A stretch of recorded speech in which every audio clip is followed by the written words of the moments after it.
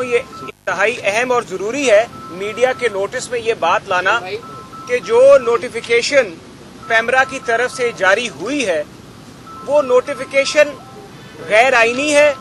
پاکستان کے آئین میں کہیں نہیں لکھا ہوا یا کسی قانون میں یہ کہیں نہیں لکھا ہوا کہ ایک اگر کسی شخص پہ الزام ہے اور مقدمہ چل رہا ہے تو وہ ٹی وی میں آ کے بات نہیں کر سکتا. ایک کیس دائر ہوا تھا کرنل انعام نے پرویز مشرف کے اور طاہر القادری کی تقریر کے خلاف ایک پیمرا میں درخواست دی تھی کہ ان کی تقاریر جو ہیں ان کی نشریات نہیں کی جائیں اور اس فیصلے میں پیمرا نے خود فیصلہ کیا تھا کہ یہ ایک ایبسولوٹ آئینی حق ہے جو کہ کوئی واپس نہیں لے سکتا اور یہ جو قانون ایک اسپیشل قوانین سے اوپر ہے یعنی کہ پیمرا کے کوڈ آف کانڈکٹ میں پیمرا الیکٹرانک میڈیا کو جو ریگولیٹ کرتا ہے وہ آپ کا 2015 کا کوڈ آف کانڈکٹ ہے. آپ کے 2015 کے کوڈ آف کانڈکٹ میں کہیں بھی ذکر نہیں ہے کہ آپ کسی بھی جس شخص پہ کوئی الزام ہو جب تک کہ سپریم کورٹ سے جب تک کہ پاکستان کی سپریم کورٹ سے یہ ثابت نہ ہو جائے اس کے تمام اپیلز جو اس نے دائر کی ہیں وہ تمام جو اس کی اپیلیں ہیں وہ خارج نہ ہو جائیں تو آپ اس کی تقاریر پہ پابندی لگا سکیں. اس طرح کے پاکستان کے قانون میں پاکستان کے آئین میں کوئی ایسی چیز مہیا نہیں کی گئی نہ لکھی گئی ہے اور ہم توقع کرتے ہیں کہ پاکستان کے جو جرنلسٹ ہیں کیونکہ اس جو فریڈم آف سپیچ کا آپ کا آئینی حق ہے اس کے جو محافظ ہیں پاکستان کے جرنلسٹ ہیں. آپ لوگ محافظ ہیں اپنے اس حق کے فریڈم آف سپیچ کے. ہم آپ کو کہیں گے کہ آپ لوگ بھی سامنے آئیں. کل کسی جس طرح اس ملک میں پولیٹیکل وکٹمائزیشن سیاسی انتقام ایک رواج بن چکا ہے تو اسی لیے 1973 کے آئین میں یہ بنیادی حق دیا گیا تھا فریڈم آف سپیچ کا. اسی لیے یہ ڈالا گیا تھا کہ لوگوں کے خلاف 1973 سے پہلے جو پاکستان کی آئینی تاریخ اگر وہ اٹھا کے دیکھ لیں جس طرح سے مقدمات بنائے جاتے تھے سیاسی انتقامی کارروائی اپنے سیاسی حلیفوں کے خلاف کی جاتی تھی تو وہ اور میں آپ کو ایک اور بھی بتاتا چلوں کہ ایک اسلام آباد ہائی کورٹ کا فیصلہ اور لاہور ہائی کورٹ کا ایک فیصلہ موجود ہے جس میں یہ لکھا گیا کہ فیوجیٹو آف لا جو ہے اس کے فنڈامنٹل رائٹس جو ہیں وہ سسپینڈ نہیں ہوتے.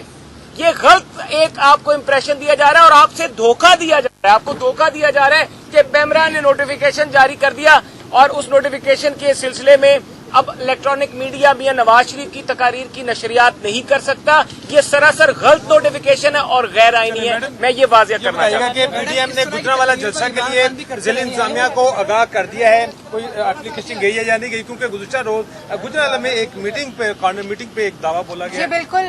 گجرانوالہ میں ایک تو میں پہلے بتاتی چلوں تمام ایڈمنسٹریشن کو جنہوں نے پولیس کو غیر سیاسی کرنا تھا جنہوں نے وہ پولیس ریفارم لانا تھا جنہوں نے نئے پاکستان اور مدینہ کی ریاست بنانا تھا انہوں نے کل 2 دن پہلے گجرانوالہ کی تمام ایڈمنسٹریشن کو چینج کر دیا ہے اور کل جو ہماری کارنر میٹنگ ہو رہی تھی گجرانوالہ میں وہاں دھاوا بولا گیا وہاں سے چیزیں اٹھائی گئیں لاؤڈ سپیکر. یہاں محافظ پولیس ہوتی ہے یہ پولیس لوگوں کے گھروں کو پھلانگ کر وہاں سے چیزیں چوری کر رہی ہے اور یہ آپ کا جو آئینی حق ہے ہم اس کے اور یہ پاکستان مسلم لیگ نون کا جلسہ ہے.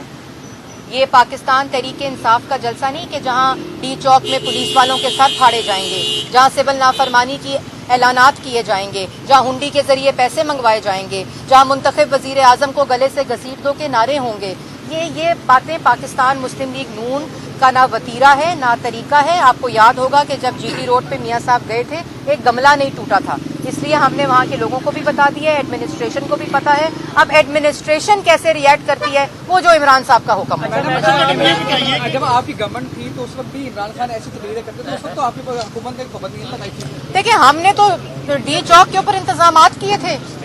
وہ دھرنا جس نے جو امپائر کی انگلی کا اشارہ کر رہا تھا ہم نے تو اس کے انتظامات کیے تھے. وہ سازش جو منتخب وزیر اعظم کے خلاف ہو رہی تھی ہم نے تو اس کے انتظامات کیے تھے. تو یہ باتیں آپ کس کے ایک فاشزم ایک فاشسٹ شخص کو آپ ملا رہے ہیں ایک منتخب وزیر اعظم کے ساتھ. وہ اس لیے نہیں ہوتا کیونکہ منتخب وزیر اعظم کو کوئی خوف نہیں ہوتا کیونکہ اس کے پیچھے عوام کا مینڈیٹ ہوتا ہے. لیکن وہ وزیر اعظم جو سلیکٹڈ ہوتا ہے جس کے پیچھے عوام نہیں ہوتی وہ اسی قسم کی. پنجاب اسمبلی میں ایک قرارداد جمع ہوئی ہے پنجاب اسمبلی میں ایک قرارداد جمع हुई है, मुसर्रत जमशेद चीमा साहबा ने जमा कराई है।